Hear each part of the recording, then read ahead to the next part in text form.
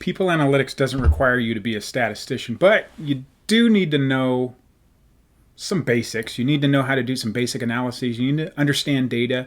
You need to understand the forms that data can take, and then what sort of analyses you need to do given the nature of the data you have. So I want to start with just a basic foundation, talking about data, talking about descriptives. We're going to do some basic descriptive analyses, which means you'll need your favorite statistical analysis software. We're going to use Jamovi. We're going to use that for this because it's easy and reasonably accessible. And to be honest with you, most of what you're going to need to do here, you can do using Jamovi. It's free, jamovi.org, jamovi.org. If you don't have a statistical analysis software that you're comfortable with, or you don't already have Jamovi downloaded, pause this, go download it, come back, and continue. Though we don't necessarily need to be statisticians, and we certainly don't need to be statistics historians, I do think it's interesting to think about the origins of the field of statistics. Statistics, our earliest examples or stories of statistics go back to the mid-1600s. And interestingly enough, the name statistics, the root state, is an homage to the fact that early statistics were all utilized by the state, by the government, as a mechanism for understanding the population, how much money they had, how much stuff they had, so they could figure out how much taxes to impose and or what stuff people had that could be conscripted into military service. The field of statistics have come a long way since then, and there are all kinds of very advanced methods and tools, and the nature of the data that we have available to us, as you'll see as we go, is so much more vast and comprehensive and nuanced, which is exciting because it means we can detect relationships between things that maybe were impossible to detect in the mid-1600s. But the starting point, ironically, for us is maybe not all that distant from the mid-1600s statistics. So let's dive in a little bit into the sorts of statistics maybe they were using. Two forms of statistical data. Two forms of statistical analyses. The first is descriptive. Descriptive statistics are exactly what they sound like. It's about summarizing features of your data so that you can more easily make sense of them. So imagine you're interested in understanding something about the height of all the people in your class. And you have a lot of people in your class, and you go notate the heights of all the people, and somebody's 5'3", and somebody else is 5'8", and somebody's 6'4", and somebody's 6'9", and somebody's 5'9.5". And we list all these things down, and we have this big Excel spreadsheet with all these people and all of their heights. And now we have the heights of the people in our class. The problem is, if you're like me, it's a little bit, especially once we have any meaningful number of people in our class, it starts to get really challenging to make sense of it. In fact, the more data you have, the more difficult it is to sort of make sense of it. So descriptive statistics are very simple to use, intuitive perhaps, ways of making sense of large data sets. Now there's a cost. The thing is, if you want to know, for example, the average height of the people in our class, well, average is or mean, you might use the term mean. Average or mean is a descriptive statistic. The thing about descriptive statistics is that by virtue of summarizing the data, you are losing some fidelity. You're losing information about individual observations. And that's useful, perhaps, but potentially costly depending on what you're trying to achieve. So a descriptive statistic helps us understand and make sense of our population by stripping away some of the individually potentially interesting information that's stored in an individual piece of data. So we summarize and we lose some fidelity, but we gain some understanding. That's descriptive. That's what we're going to jump into in just a few moments in this particular video. But first, it's important to understand the other type of statistic you might be using, an inferential statistic. Statistical inference is a little bit different than descriptive statistics. Inference is about using facts that you know to learn about facts that you don't know. Using facts that you know to learn about facts that you don't know. Let's go back to our height data, the people in our class and their height. Imagine you have a theory about the relationship between height and basketball skill, basketball ability.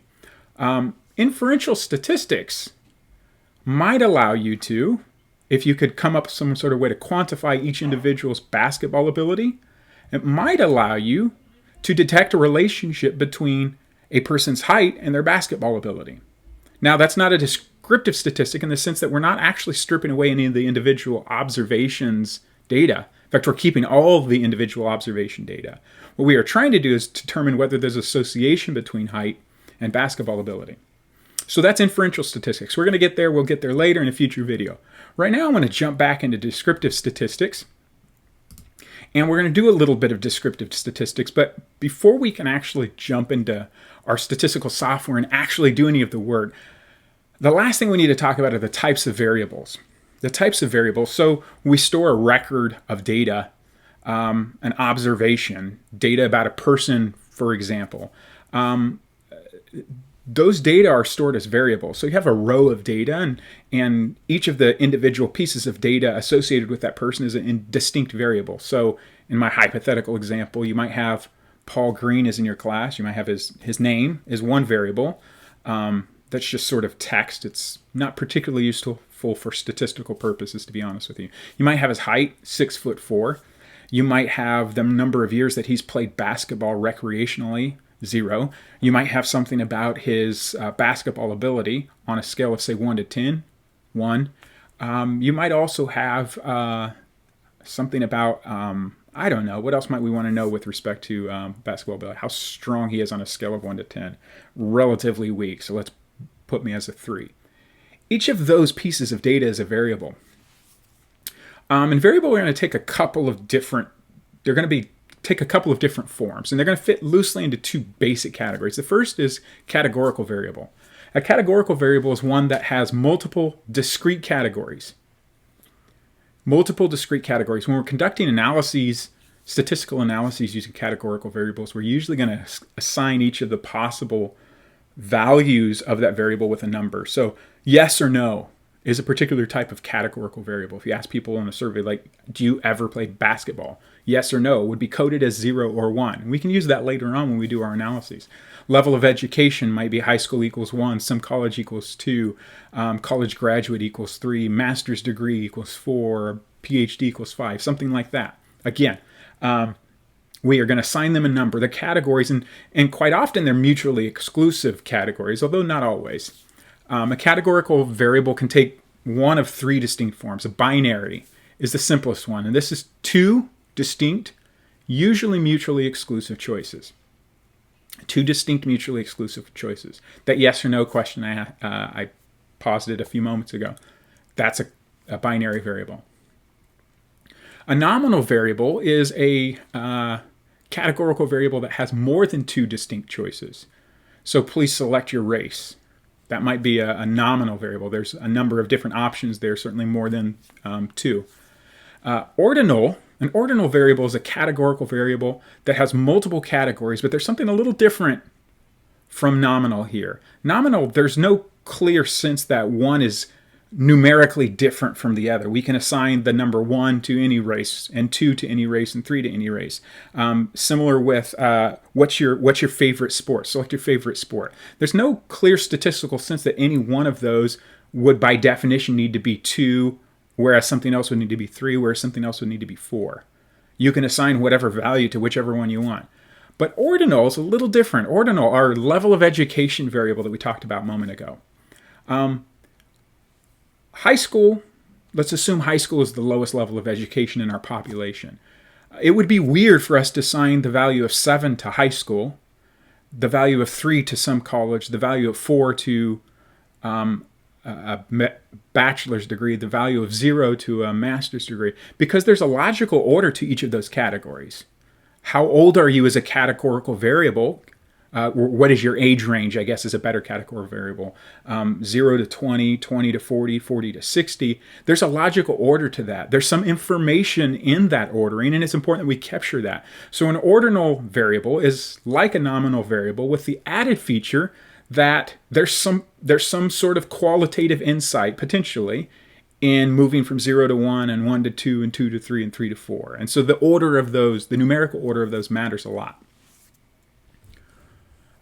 Finally, continuous variable. Continuous variable is a variable with a measurement scale.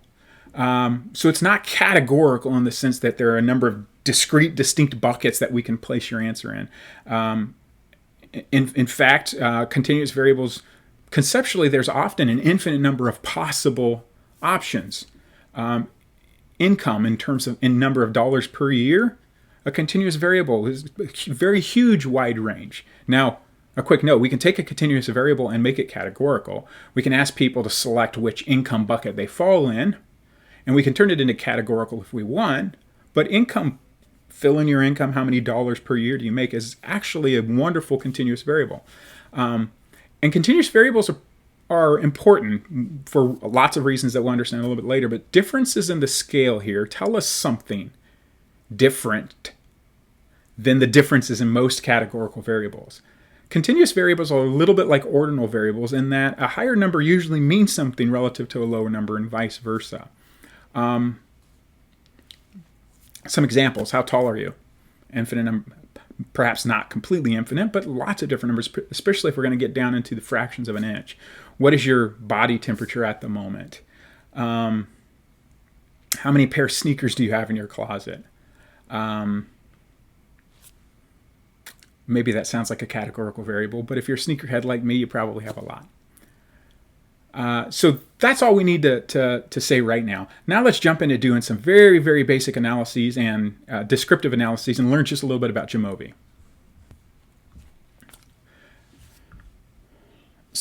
So I've opened Jamovi, and we're going to start by importing our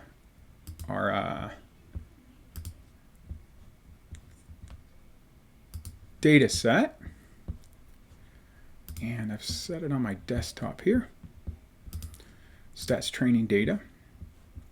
And we've got a number of variables here across the top. Unique ID is our individual, the individual person. It's just a random number assigned to the individual person in this particular data set. In this particular data set, it's employees. I think we have 485 individual employees' data in this data set. We've got their gender on a 0 to 1 categorical scale, binary in this case. We've got an indicator of whether they're a newcomer to the organization. Again, 0, 1 binary. We've got a variable that I created for reasons we'll talk about in a bit, whether or not their birth month is an even or an odd number. Again, a binary categorical variable. We've got a team learning variable and actually a number of survey item variables. We're not going to get too much into the weeds about what these individual variables mean today. We're just going to do some basic descriptive statistics. Team learning, a number of variables that were completed in a survey by the employee. And then separately, we have a handful of variables that were completed by the manager, specifically 3 performance ratings. Manager rated performance 1, 2, and 3. Those are what we're going to use today. When you first jump into Jamovi, a couple things you might want to do over here in the plus button here with modules, you can install various libraries. You may or may not need those. I have installed one particular library here, scatter, SCATR. That allows you to do a scatter plot. That's something you might want to use. I would encourage you to spend a little bit of time going through those libraries and see if there's anything you might want to use. For the moment, we're going to do some basic exploration here. Descriptive statistics. Again, it's about summarizing our data to learn something about our population. Okay, so we're going to use exploration, and we're going to do descriptives. And the cool thing about Jamovi is it's completely graphical user interface. The graphical user interface, you can do everything there. That can be limited in the sense that some of the more advanced stuff you might like to do is very difficult to do. But the cool thing is that Jamovi lays over R. R is an open source, very robust statistical analysis software that you can download for free. You can go out and find that. And if you want to learn R, actually there's a module that you can go download that actually stores all of the code, the R code that Jamovi writes on your behalf when you click and point and do the things you want to do. Jamovi is actually writing R code in the background and running that on the R statistical analysis platform. That's what Jamovi is actually doing. So if you want to learn a little bit about R, you can actually download that package and then go scour that code. But descriptive statistics, there are a number of descriptive statistics we might want to together, or that we might want to use to learn something about our data. I'm not going to get too far into the weeds. Most of these you've probably heard about or you know something about. If not, go read about them. The typical ones that are going to pop up here, though, are N, which is the number of observations in the sample, missing, the number of missing observations, the mean or average on whatever variable I tell it to tell me about, the median. Median is different from mean. It's that if you ordered all of your data using the particular variable of interest, let's say in this case we are interested in manager rated performance review 1. In fact, let's just do it. That's a easy thing to do. All we have to do is select the variable we're interested in getting descriptive information about and drop it right here into the variables window, and it automatically populates this window here. And the cool thing about this is you can copy and paste this into a presentation or into a document. The N, there are 269 observations where manager rated performance review 1 is not null. Null is when there's no observation. In this particular data set, some managers were just not interested in rating their employees. But 269 in the sample and 216 that are missing. Of those that are not missing, any statistical software is going to ignore null observations. It's going to not include them in any of your analyses. The mean, the average performance rating is 5.54. I guess that's good. I don't know. Seems good. The median is 6. 6 is different from the mean, both numerically in this particular case, but actually in the way we calculate median. Imagine taking all of the performance ratings that individuals in this organization received and ordering them from the lowest all the way to the highest. And then finding the one that's right in the middle. The one that half of the observations are lower than and half of the observations are higher than. That one, the one that is right in the middle numerically, is the median. Minimum, the lowest rating here is 2. Maximum, the highest rating is 7. This is not the lowest and highest possible. Software has no idea what might have been possible. All it knows is what is observed in our population. The lowest observed rating is 2, highest observed rating is 7. All of these data together start to tell us a little bit of something about our population.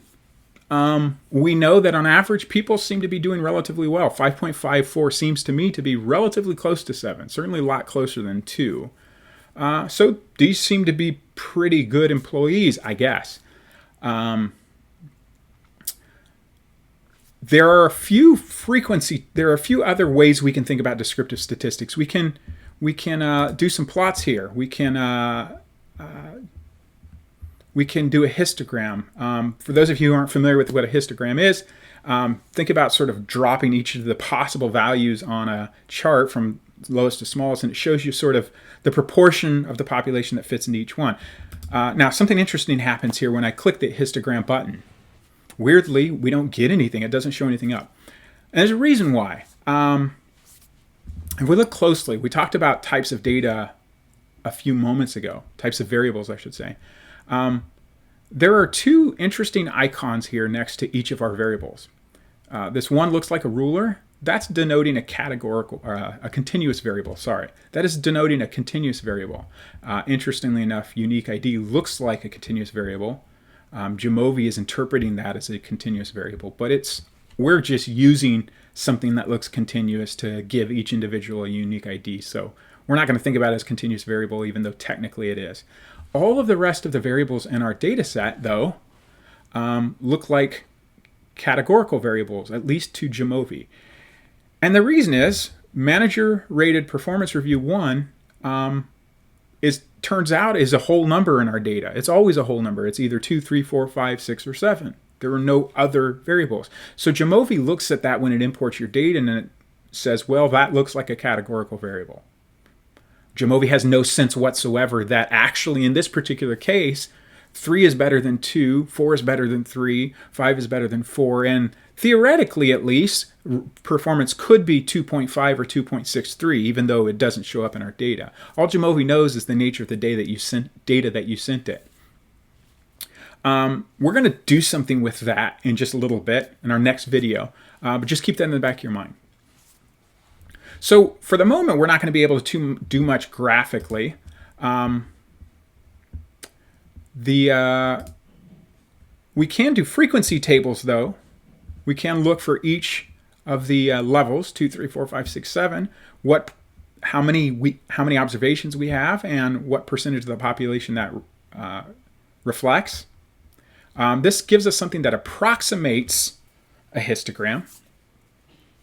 And the other thing we can do is we can split our data. We can look at differences based on some other categorical variable. So for example, imagine that we're interested in knowing, do even birth month employees perform better than odd birth month employees? Now, I have no theoretical reason to imagine why that would be the case. And I'm going to tell you a secret, I haven't done those analyses, so prepare to potentially be surprised. But let's see, if we split based on even birth month, we can look and we can see that, interestingly enough, the mean value for those with an odd birth month is 5.44, whereas the mean value for those with an even birth month is 5.64. That's intriguing. We can look down at our distribution table and learn a little bit about why that may be the case. It seems like there's a meaningfully higher number of people who are born in an even month who have a 6 or a 7 than those who are born in an odd birth month. That's intriguing. I don't know why that might be the case, particularly since this is a secret, I actually randomly assigned people to birth month here because I have no idea what their birth dates were. So in this particular case, this is an artifact of some just randomness in the data, but we'll use that a bit later. At the moment, that's all I want you to know. I hope you find this useful. We'll see you next time when we talk a little bit about doing some inferential analyses.